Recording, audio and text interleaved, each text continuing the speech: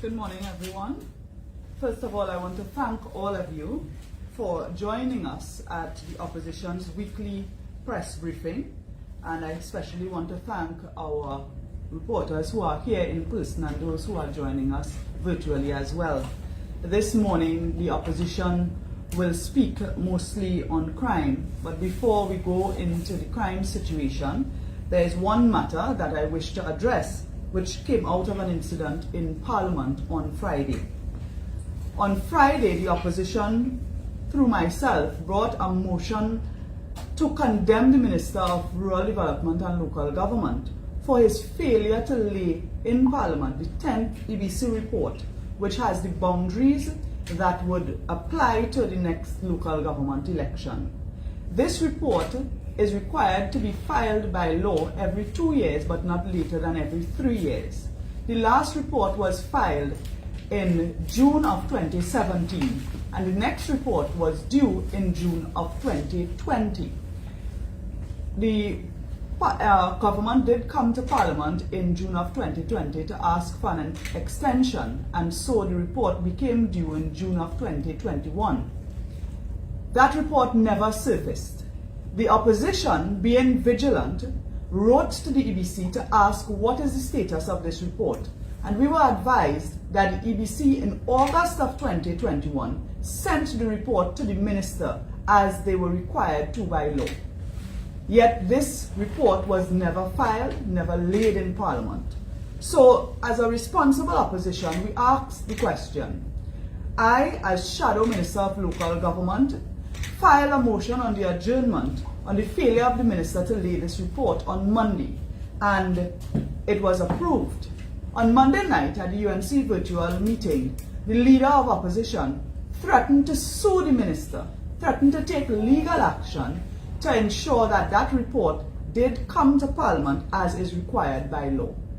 Thereafter, we were advised that the report surfaced and that through some administrative error it did not make the order paper and it did not come to Parliament. And I was accused by the leader of government business of misleading the House by not informing them that we were informed that there was an administrative error. But my position is, whether there is an administrative error or not, the minister is responsible, and no amount of bashing the opposition could abdicate the government from its responsibility in law to lay the report. If the report was in fact sent to the Parliament when the minister said it was in August of 2021, and so many months elapsed, a local government election is due, and you don't see this report surface in Parliament, what was your reason for not asking, for not ensuring that it came? So the reason, and the government has many reasons they could want to hide the report. It could be sheer incompetence, that they just don't know. It could be that they want to keep any boundary changes secret and quiet away from other political parties who will have to prepare for election. And the thing is, the PNM has a history of suppressing elections, and particularly local government elections. There have been numerous occasions when the opposition had to sue or threaten to take legal action in order for the government to call elections that were due.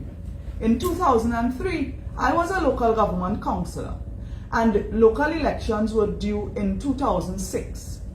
The then PNM government went to Parliament and they postponed it for 1 year. They extended the life to 1 year, to 2007. They did the same thing in 2008 and 2009. And a 3-year local government term turned out to be a 7-year term because of the failure of the government to call the local government elections. And it was only when Kamla Prasad Bisesa became Prime Minister that local government elections were called in July of 2010. And there was a whitewash. Even when the PNM was in government in 2018, 2 councillors died in Belmont and in Barataria. And again, the PNM failed to call the by-elections in those areas until the leader of opposition threatened legal action. The same happened in Debe recently, Debe South.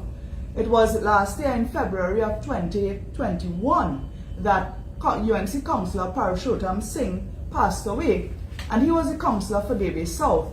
And even though it should be as a matter of course that a by-election is called and the seat is declared vacant, for more than 1 year you had no by-election being called. And it was only when the leader of opposition threatened legal action, when the residents of that community protested, that the government went ahead to call this election. That Davis South by-election will take place on February 7th, which is Monday coming, and I have full confidence that the UNC's candidate, Mr. Kimraj Sicharan, will bring home victory in that seat. But we have to ask the question, why does the government have to be sued? You don't bring the EBC report, you don't bring the NIB report, and the opposition has to threaten legal action for you to do what is required by law. So we brought this motion because we do not trust the PNM, and the PNM has a history of suppressing democracy, and especially when it comes to local government elections. So Camille Robinson Regis could use all the words in the dictionary she wants to attack the opposition. We did not mislead the House in any way.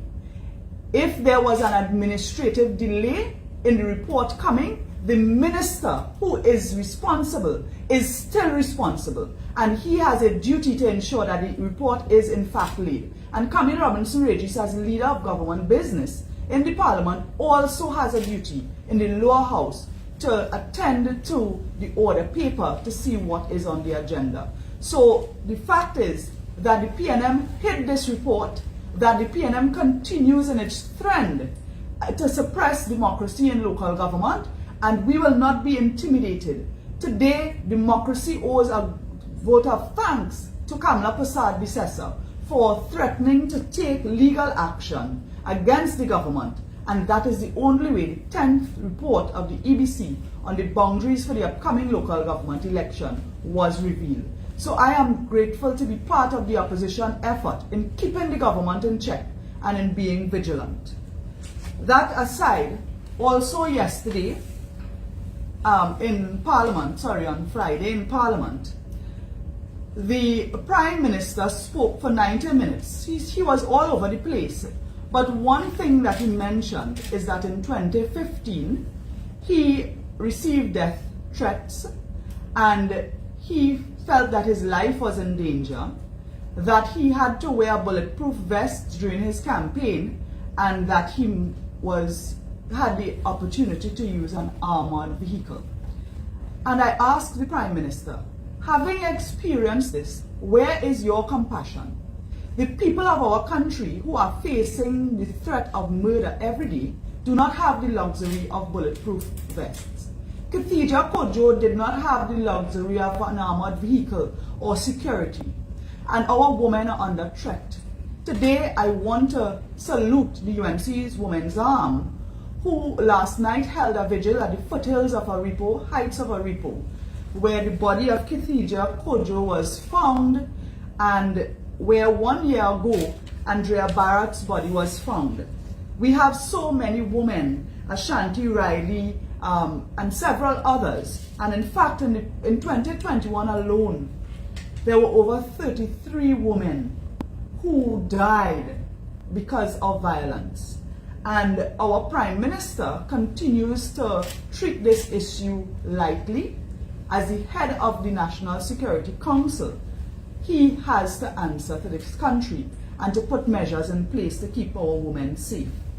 1 year later, 1 year after Andrea Barrett, 1 year after, we have 33 more women dead and no action from the government. 1 year later, when we have people praying in candlelight vigils and so much activism, where recommendations have been made to the government and pleas have been made. The leader of opposition called for legislation to legalize pepper spray and other non-lethal methods for women to defend themselves. The government did come with the pepper spray legislation, but where is it today? It is still not a reality. And the women of this country do not have the opportunity to protect themselves with pepper spray. So Attorney General and government, you have failed on pepper spray legislation. You have failed to place police posts in high-risk areas, particularly where our women have been attacked and where bodies have been dumped. We still have very few street lights in Heights of Aripo, and no CCTV cameras have been installed in Heights of Aripo as well as other at-risk areas. But we ask the question again. 1 year ago, the opposition brought it to the attention of the public that a large percentage of the CCTV cameras that have been installed throughout the country are not working. This is a mamagai. You are fooling the population. So we are asking, what is the status of the CCTV cameras in this country and where they are working? And when are you going to install CCTV cameras at Heights of Aripo and other areas where women's bodies have been dumped and other high-risk areas? So you have failed the country. The Minister of Public Utilities is part of the failure because streetlights fall under his purview. The MP for Arima, Ms. Penelope Beckles, has to answer to the public because Aripo falls within her area, and streetlights and CCTV cameras and police posts are things that an MP would advocate for. The Minister of National Security has failed the women of this country because he has failed to put in CCTV cameras as well as police posts. And the Attorney General has failed this country because the pepper spray legislation is still not a reality. So we ask and we pray, as we kept this candlelight vigil, as I joined the women, our prayer is for the souls of the departed to rest in peace. Our prayer is that the families will find comfort. And our prayer is that the women and girls in our country would be safe from the bandits and the murderers, but also be safe from this incompetent PNM that has failed to protect them. They die and we move on. We move on until the next statistics come. But these are not statistics, these are real women who are daughters, mothers, sisters. Young Khadija Kojo was a mother. Her child will grow up not knowing the love of and presence of a mother. We ought not to just move on after the one victim dies and look out to see when the next one will come, to call for change. Change must happen now, and the government has to take responsibility. It is not enough for the Prime Minister to say, choose your men wisely. These women did not choose their situation. They were attacked and murdered because of your failure. And had Trinidad and Tobago taken your advice, Mr. Prime Minister, and chosen wisely, today you would not be Prime Minister of this country. You have failed our women, you have failed to keep us safe, and we call on you to resign.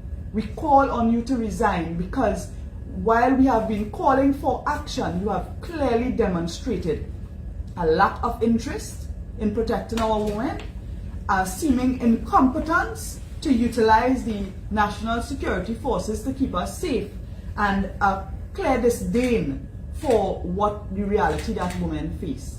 So the government continues to be so disconnected from the reality in this country. And the truth is, yesterday evening when we had our candlelight vigil, so many people attended. We had over 150 people there at the foothills of Aripo.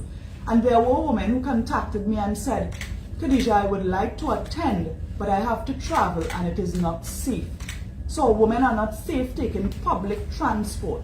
And safe public transport is also an issue in this country, because the government has withdrawn PTSC service from many rural routes, and they have no choice now but to rely on PH cars, and in many cases they put themselves at risk. So safe public transport is also an area, and Minister of Works and Transport must answer to the country why so many routes, particularly in rural areas, PTSC has withdrawn its service, so that people are now forced to seek alternative means to get to and from their home. We are pleading with people who have contacted us and said that they want to attend the prayer vigil, but they are afraid of tear gas. They are afraid that the police will attack and brutalize people who come out to light a candle to pray for the victims because of the government's approach. So we urge citizens, we must stand strong and stay together. We must not give in to the tyranny and dictatorship of this government, and suppressing the voices of people is one of the steps towards dictatorship. So those of you who feel we are not in a dictatorship, it happens slowly, and we must not wait for us to be completely shut in and shut down for us to stand up and speak out for our rights. I want to, this morning, on behalf of the opposition, pray for the comfort of the families who lost loved ones, particularly our women, in Trinidad and Tobago. There is no easing the pain, but certainly the slow pace of justice makes it even more painful. And when we see the approach of the government showing a lack of interest, it's even harder. Yesterday we were joined by the family of Andrea Barra at the foothills of Aripo, heights of Aripo, and her grandmother was in tears. And it's been 1 year, and that family, their hurt is not going away. And so many other families, Shade, Emmanuel, and others, whose remains have not been found, but they have been missing for so many years, and they are presumed dead, but the authorities are taking no steps to confirm their whereabouts, and if they are in fact dead, if any of the remains that were found does belong to them. So to those families, stay strong, and we will stand with you. This is not just about the UNC, this is about all of us in Trinidad and Tobago. So at this time, I now hand over to my colleague, former Senator Sean Sobers, who will speak further about this crime situation in this country. Thank you, MP Amin, and good morning to the citizens of this country and members of the media that are here. I think MP Amin would have succinctly outlined our purpose here this morning, and I want to start off with a quotation, and I'm certain many of you may very well remember who actually said these words. The yardstick that we will use to measure our success in crime fighting is how you feel about your security.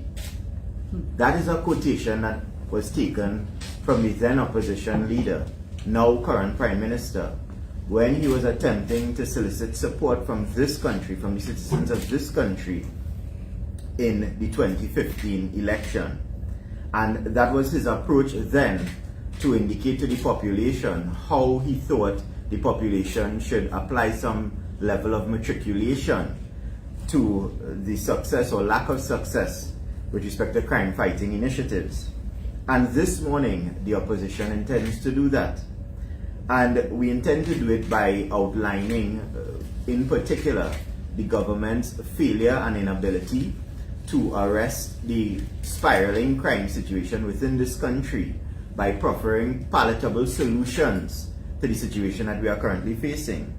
And also, the failure of the government to operationalize and implement the legislation that has been passed time and time again, legislation that has received significant support from the opposition to assist the people within this country.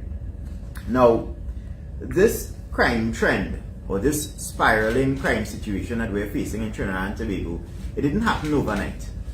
We have been faced with these brutal murders, these brutal incidents within our country as far back as 2019 in particular. And I would have indicated that on the platform on Monday, that there are certain crimes that would take place within our country, that no matter what type of prayers, no matter what persons go out to see, those particular crimes remain etched in our memory. There's nothing that we can do that would erase those crimes, erode those crimes. And I could recall in 2019, when our country was gripped to understand, or to try to put some reasoning to the murder of one Candy Ann McIntyre. Because we must never forget the names. These are real crimes that affect real people within this country. Who is Candy Ann McIntyre? How many of us remember Candy Ann McIntyre? She was the mother that was transporting her son to graduation at 3 or 4 o'clock in the afternoon in 2019, June of 2019, and she was gunned down in broad daylight. Candy McIntyre. And the response to such a crime by the administration then was to come and try and baffle people with all sorts of silliness as to what initiatives they were intending to do to arrest the crime situation back in 2019. Fast forward now to 2020 and 2021 and 2022. We are still faced with these emboldened criminals who attack our population no longer under the cover of darkness, but within broad daylight, in our public spaces, in our homes, which means to say that we are not safe anywhere. We are a country under siege. And an example of that siege would have played itself out in November of 2021. We remember as a country, many persons, members of the prison service who are under siege, where a hit list would have been created by prisoners, incarcerated prisoners, going out there to slaughter our members of the National Security Service, the prison service. And what was the government's response to that? Another press conference by this failed Minister of National Security to tell us what? That there are some members of the prison service who may very well be involved in nefarious activity. And this may very well be as a result of that nefarious activity that they are on this hit list. That is no response at all. And what did that do to these criminals? It emboldened them even further to take action against one Nigel Jones in November of 2021. Where did this occur? On a high street in Faizabad, where he was taking his daughter to get a taxi. And again, this didn't happen in the dead of the night. It didn't happen, as I said before, in some back alley. It happened on a high street in this country in broad daylight. And up to now, the perpetrators of that crime have not been brought to justice. And this is the de-evolution of crime, the trend that has been taking place, that continued even up into this year, 2022. I am a proud Southerner. Many of you who know me know that about me. I was having a conversation with one of the members of the media this morning about that. I love San Fernando. I could go nowhere else to live. And one of the things that I enjoy about San Fernando is the safety, the tranquility of the city, which is no longer present. Because in January of this year, you had 2 persons being gunned down in South Park. Again, this is not some backyard or some back alley. This is a shopping mall. You have all sorts of people traversing the shopping mall, children traversing the shopping mall. And again, this wasn't 6 or 7 or 8 or 9 or 10 o'clock at night. You're talking about 11 o'clock in the day. And this is what is the state of play in our country with respect to the crime situation. We are not here only pleading with the government to do something about it. We have to demand these things now. And a week thereafter, after high-powered weapons would have been used to kill these 2 persons in South Park, San Fernando is shook again when our mother, Selina Mohammed of Coconut Drive, of whom I know, we know her mother as well too, Sita Mohammed, someone who's an activist within the community, party lines aside. She's an activist helping all persons within the community. Her daughter, Selina, who's passed, was gunned down as well too in Coconut Drive, a residential area. This is not 10 o'clock at night, this is 8:30 in the morning. What is going on in this country? Where is the tangible, aggressive response from the government and the ministry? It is not present. And more needs to be done. And then as recent as yesterday now, in San Fernando again, so I don't know what it is with South. Why are they harassing South so? In San Fernando, again on a high street in San Fernando, the high street in San Fernando, you have a security guard, Andy Macias Hussein, being shot and killed in San Fernando. In a high street in San Fernando. I read the papers this morning and I saw what the head of the chamber, business chamber, is saying. Listen, this thing happened. He was on the high street, right, for about an hour and no police patrol. You could pelt a stone from where this murder happened and crack the police station, San Fernando police station. You could take a brisk jog and meet the municipal corporation and municipal police station down there. This is a shopping center. This is a shopping street. A place of commercial activity on a Saturday morning, no less. So it had real people there. And this murder took place. That a person woke up that morning, going to work to feed his family, shuffled into a jewelry store, and in an attempt to escape, what it appears on the video, he is shot and killed. That is what is going on in our country. And when we look to the administration, to the government, for some type of assistance, some type of response, you hear nothing. Yesterday they had a public meeting in Laventille, and the Minister of National Security, because that was his constituency, took to the platform. Now I don't know about much of you. I don't really pay much attention to PNM public meetings, because I suspect, and I would have seen in the past, a lot of political propaganda. That is their right, they do so.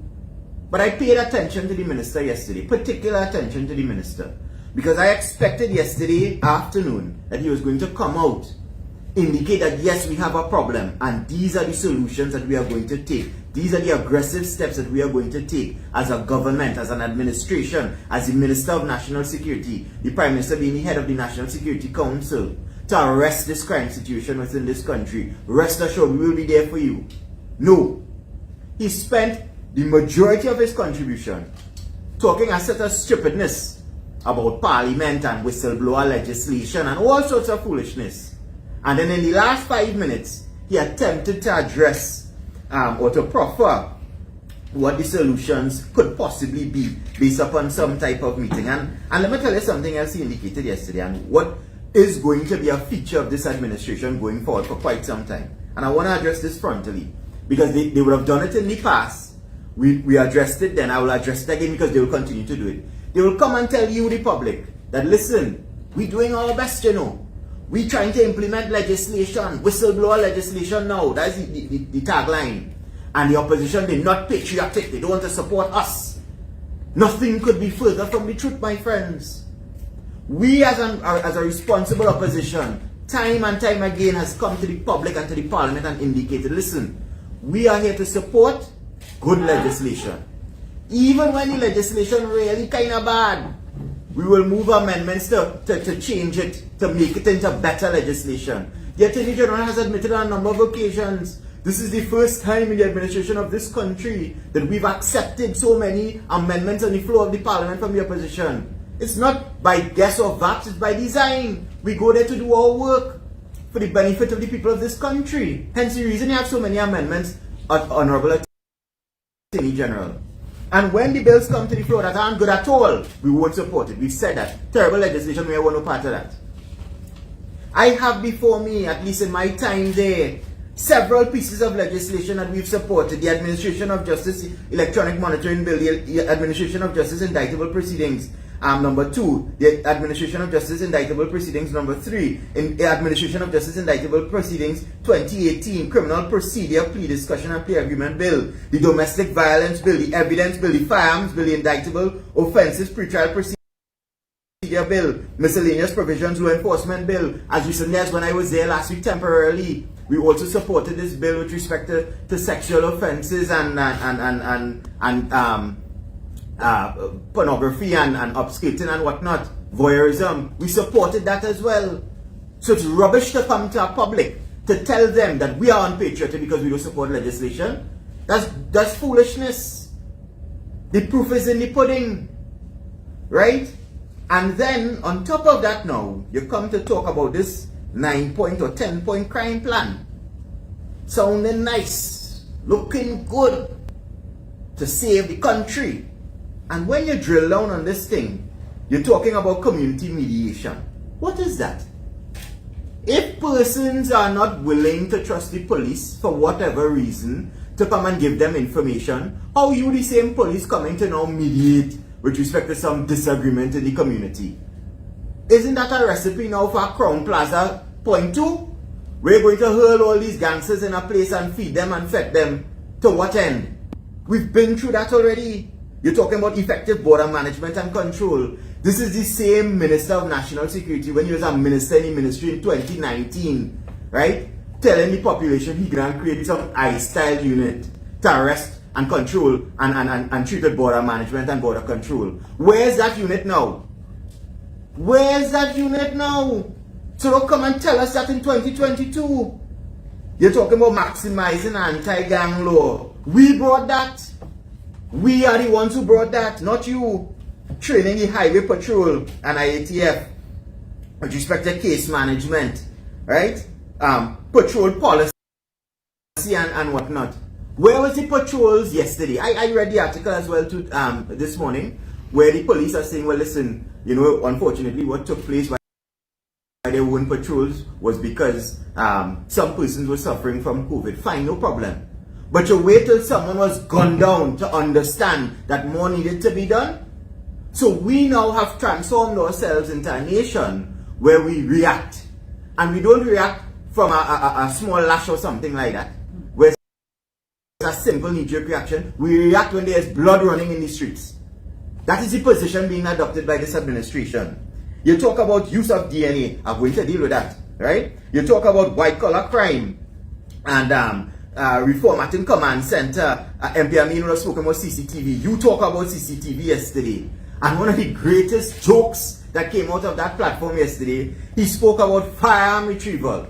Well, I say, well, this is a new one. Firearm retrieval? What firearm retrieval? He is saying that they are going to aggressively approach persons in this country who have illegal firearms. So all the time, since the genesis of crime in the world, persons committing crime in this country and the rest of the world, they're doing it with what? Not illegal firearms? So there was never a modus operandi of the Ministry of National Security and its apparatus to arrest persons with illegal firearms then. It is something that is new now. That is nonsense. And no self-respecting citizen in this country could ever take you seriously because you only spew nonsense. And that is what we are faced with, right? So we are also here to talk about the failure of the operationalization of the legislation. And yesterday you spoke, Minister Hines, about the use of DNA and the Forensic Science Center and whatnot. And I want to talk about DNA. Why? Because every single time the Honorable Attorney General comes to the House and to the Senate, is like what Senator Foster Cummings, as he then was, he used to love to say, it's like chicken licking. The sky is falling. If you do implement this legislation today, it's bacchanal, fire and brimstone, Armageddon times 2. We don't fall for that. That's his the way in which he attempts to pilot legislation, no problem. That's his style. We will go through the legislation accordingly, and as I said before, we support the good ones. So DNA, we supported that. We debate the regulations and whatnot. Years on what? 2018 or 19 when this bill would have passed. Where's DNA today? MP Amino spoke about Sade Emmanuel. What is the benefit of DNA in Trinidad and Tobago?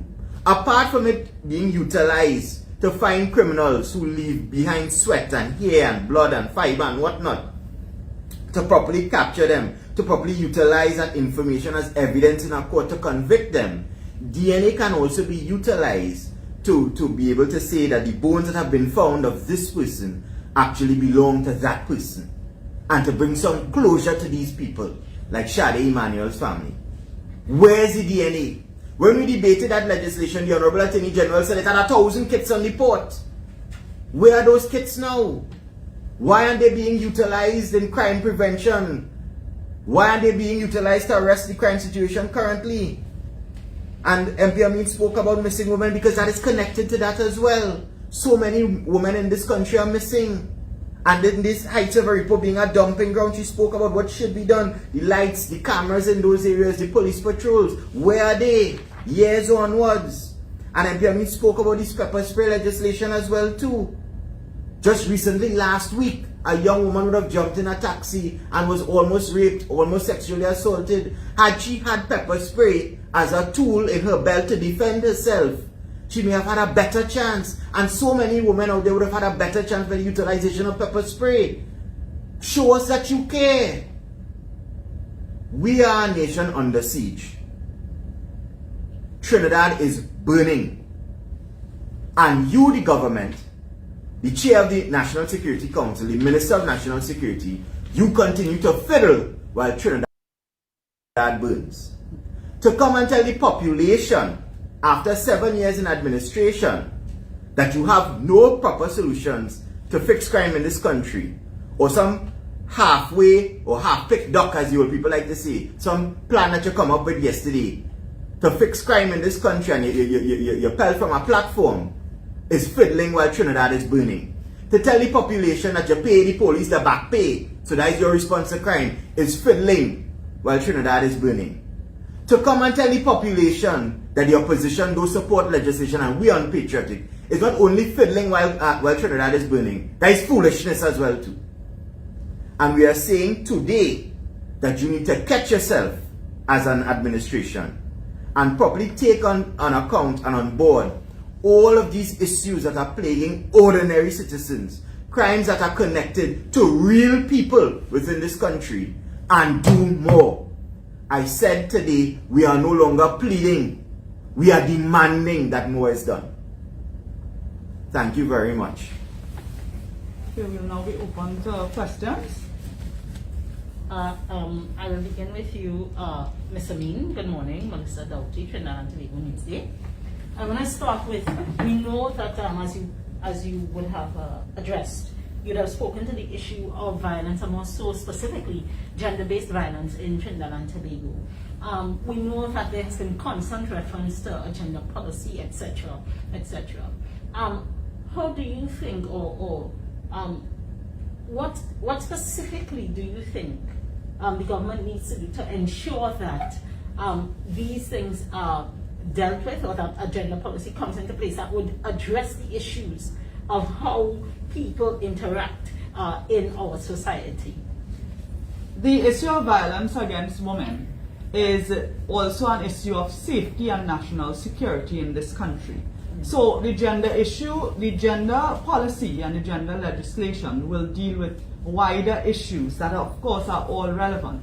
But what we have pressing at this time is the fact that women are being snatched and murdered, and the truth is that both men and women are under attack. We have identified, in fact, we have been communicating with women's organizations who have put forward suggestions and solutions. And some of these are very simple and they do not require legislation. Yeah. Do you need new laws to provide safe public transport? Do you need laws to regulate the informal transport system in this country? Proposals would have gone to the Minister of Works, for instance, concerning registration of PH cars, concerning the legalization of Uber. Yes. Whereas PTSC would have had several of their routes, particularly in rural areas that may be dark and lonely. Those routes have been discontinued. You do not need new legislation to have safe public transport. The Minister of Public Utilities has a responsibility for street lighting.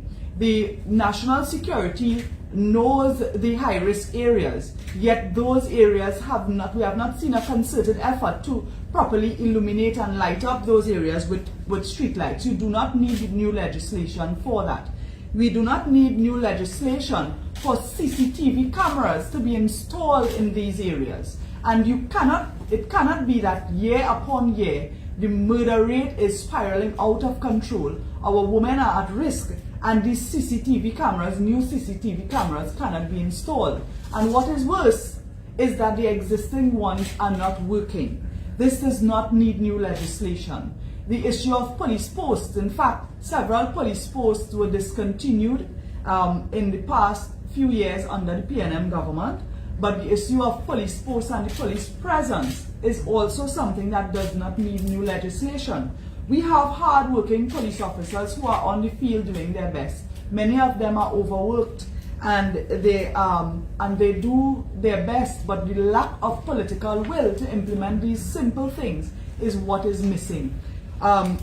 We have so many families who have experienced a woman or girl being snatched or having disappeared, and years pass, and they do not know if they are alive or dead. They do not know if they were a victim of human trafficking, if they are in another country, if they are being held somewhere in Trinidad or outside of Trinidad. There is no answer.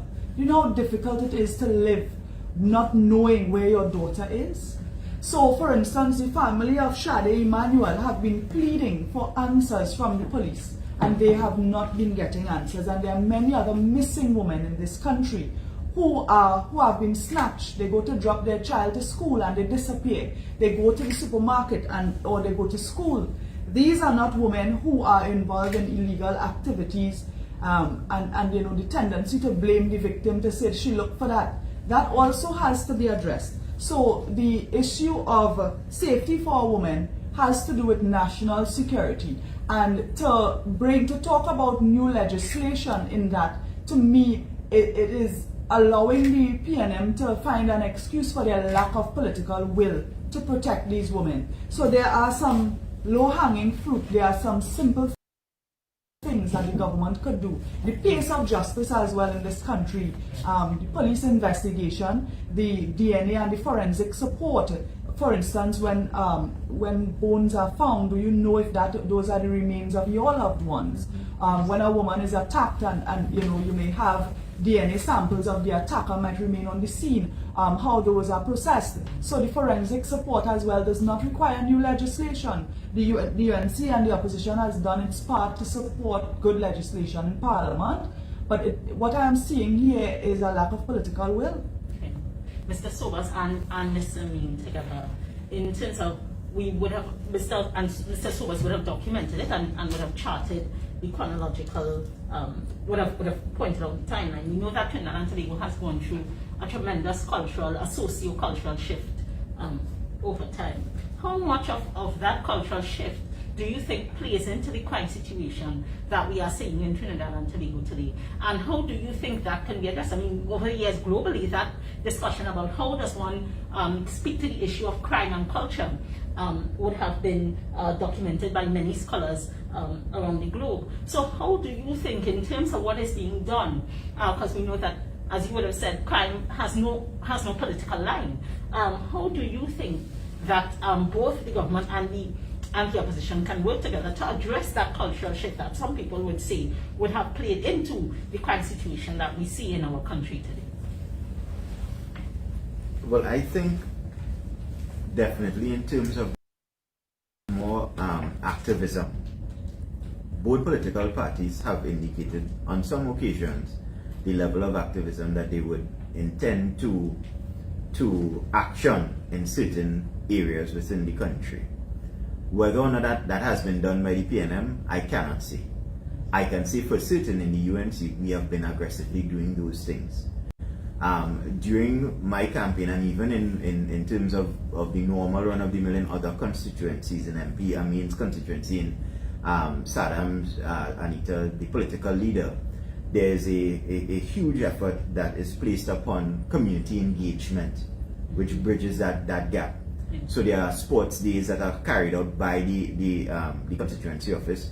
Obviously now with COVID, it's not something that we could really do as we used to be doing before. Yes. There are Christmas events, there are back to school events as well to assist persons in different communities. And most importantly, one of the things that I think as a political organization we are extremely proud of is making available to persons in impoverished communities the ability for them to access jobs, to be able to properly provide for their family. We talk about a jobs bank and a job skills bank and whatnot.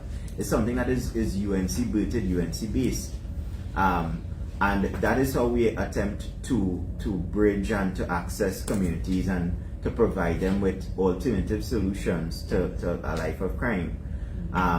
And it is an attempt to appreciate their own cultural circumstances, their own environment, and how can we adapt and change and put their situation in a positive trajectory, which is something that we are proud of as a political party. I don't see it happening next to in the PNM. If they want, we could provide them with a clear roadmap to getting it done. We have no issue in doing so. If I may add, Yes.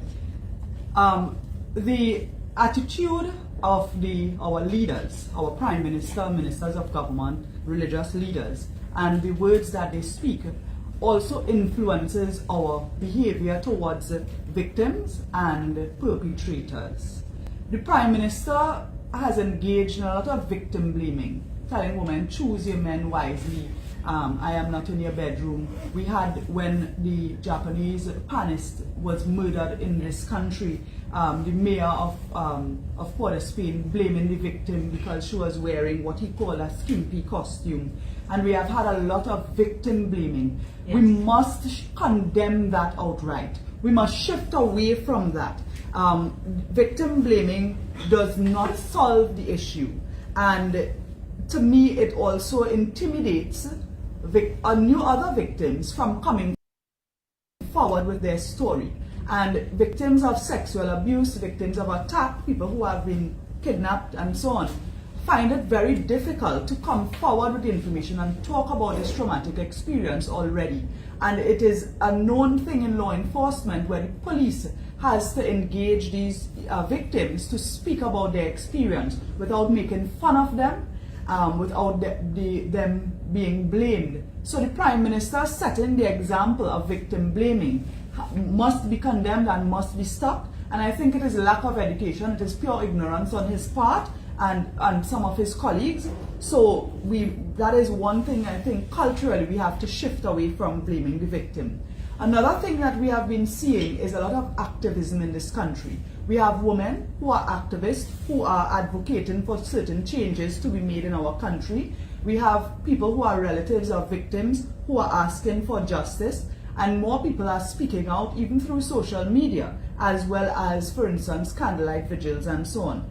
We have seen the government attacking activism, not just attacking the UNC, but activists, people who come from different walks of life.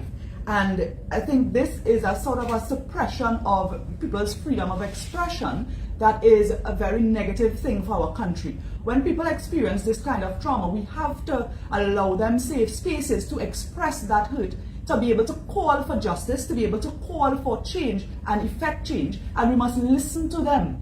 We as a society, and as well as our leaders and our policymakers and those in government, are failing to listen to the activists and the people who are advocating because they want to just dismiss their concern. So I think we have to move away from that culture of victim blaming, as well as stop suppressing the voices that are asking for justice and asking for change. Again, in terms of, we would have heard what would have been outlined. Mr. Sophus would have spoken to comments by National Security Minister, Mr. Fitzgerald Hines. Are those things enough to address the problems that we are having? If these things are indeed implemented, CCTV cameras, all of that, would that be enough to arrest Trinidad and Tobago's crime situation? And if no, what else is needed? I don't want to tell you what I feel. Yeah. Crime and safety is not only about how we feel, but also about the statistics, and the data supports that when these actions were taken under the previous government, crime and particularly the murder rate went down. We have had the last 2 years or so more than 500 murders annually in Trinidad and Tobago. The question is, do we feel safe? And to quote what my colleague Sean Sobers mentioned, the now Prime Minister, who said that the measure of your effective crime fighting is in how safe do we feel. Do you feel safer? Does Trinidad and Tobago feel safer? The answer is no. And so there are many measures, such as the installation of CCTV cameras, more boots on the ground. The leader of the Prime Minister at the time, Kamla Persad-Bissessar, as leader of the National Security Council, was often on the ground with members of the police and joint army patrols and so on. So increased patrols, but one of the things I also want to mention is increased opportunities for our at-risk youth and our at-risk population through sports, through education opportunities, through skills training and meaningful employment. That also plays a role in reducing crime. It is not only the hard crime fighting after the criminal act, but also in the prevention of criminal activity and criminal recruitment by criminal gangs to provide opportunities for particularly our young people. And we have enough data to tell us who are the at-risk youth in this country. And the provision of opportunities is another place where the government has failed. So the fact is that when these things were implemented under the then government, under Kamala Prasad Bisesa as Prime Minister, you did see a significant reduction in the number of murders. And clearly it was working. So now that many of those things have been abandoned and reversed, cameras not working, not as many police patrols and so on, many of the youth empowerment programs have been discontinued. We are seeing an increase in murders, and it is showing every day, where we have 5 and 6 murders sometimes in one day. So the answer to Keith Rowley is we are not safe. We do not feel safe under the PN.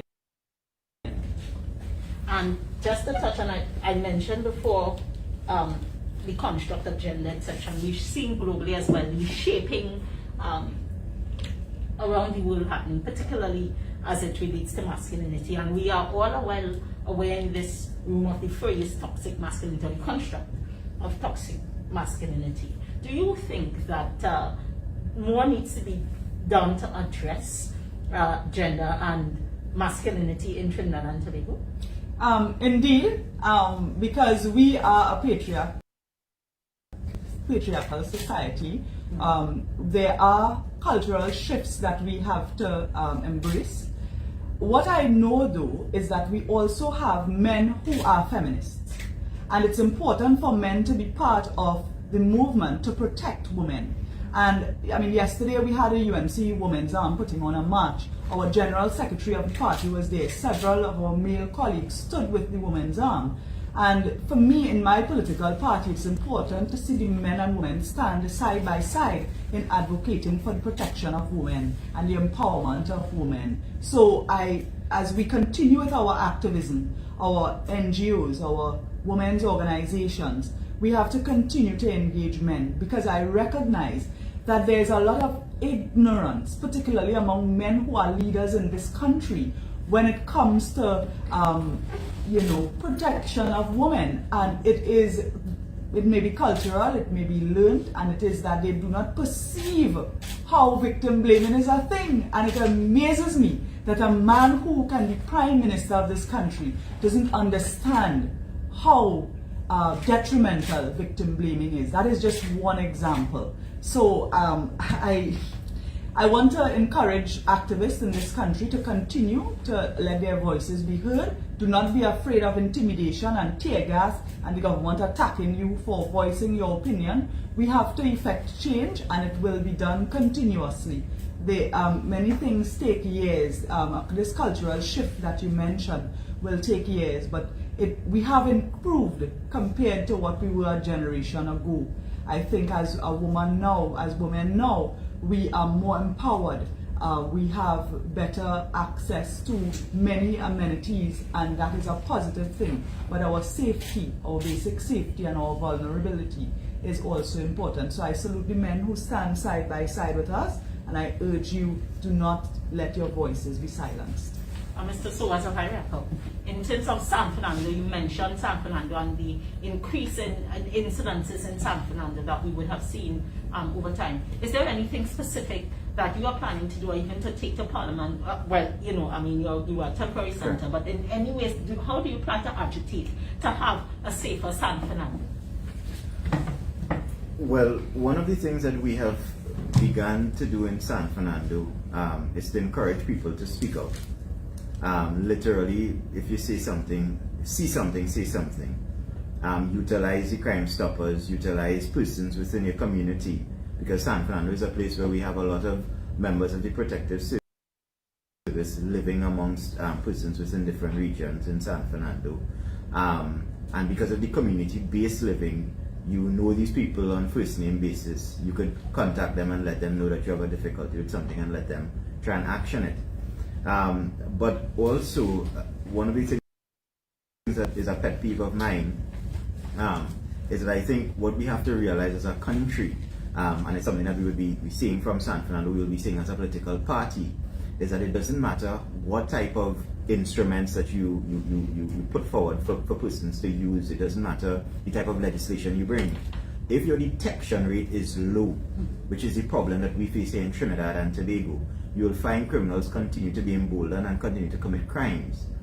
You are committing a crime, in some instances you would tell yourself, for whatever reason they may advance. But more importantly, it is because you do not believe that you would be caught. So it doesn't matter what offenses or sanctions that are available in law to treat with someone who is caught subsequent to a trial. You aren't going to be caught. And even if you are caught, the time that you will take to go through the criminal justice system is an inordinate amount of time as well too. So when you have those two things put together, you have a criminal element within this country who is larger than life and has no fear or concern for repercussions at all, because ultimately they will tell themselves that they will not be caught. And so whatever measures as a community in San Fernando, as a political party, that we will continue to put our heads together to come up with, it will always to encourage not only the members of the National Security or the Prime Minister and National Security Council, but our Tobago Police Service, that system in whatever way possible, to up that detection rate so that persons can be immediately caught when they commit these crimes. And one integral component of that is what I would have said at the genesis of answering the question, is to encourage persons, if you see something, to say something. And just to touch on that one, Yeah. last question.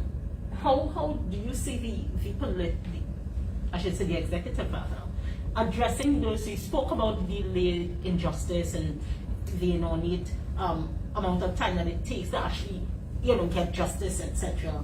And we would have spoken, about the police service, etc. But how can the executive really, work with these independent bodies, these independent systems, to address those issues that the society faces? When I was in the Parliament, and we continue to sit as a political party, one of the tools that is available for usage is this Crime Stoppers, right? We talk about properly trying to ensure the integrity of Crime Stoppers, because I think a lot of people don't trust the system. We've advanced on a number of occasions measures that we think will help beef Crime Stoppers up. We've indicated on a number of occasions that we think that criminal informants, the information that is procured from them, there should be greater measures to procure further information from criminal informants. And those were some of the issues that we had with the same whistleblower legislation, and the reason why we didn't support the legislation. Further, in terms of detection, in terms of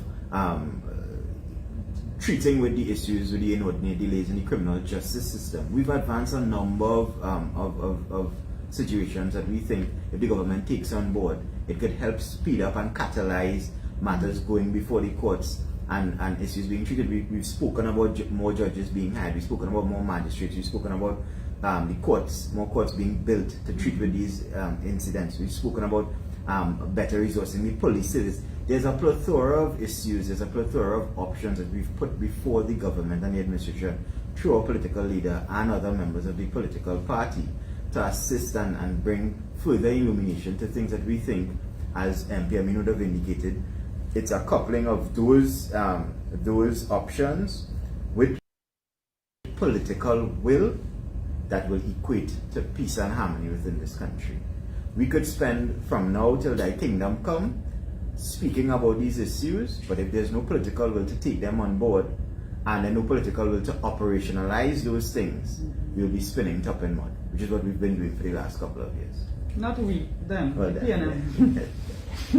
Thank you very much. Yes, do we have any more questions?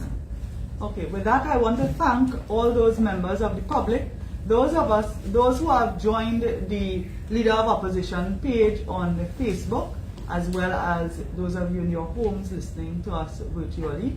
We want to thank the media for their questions, and I want to take this opportunity to invite you to join us virtually again.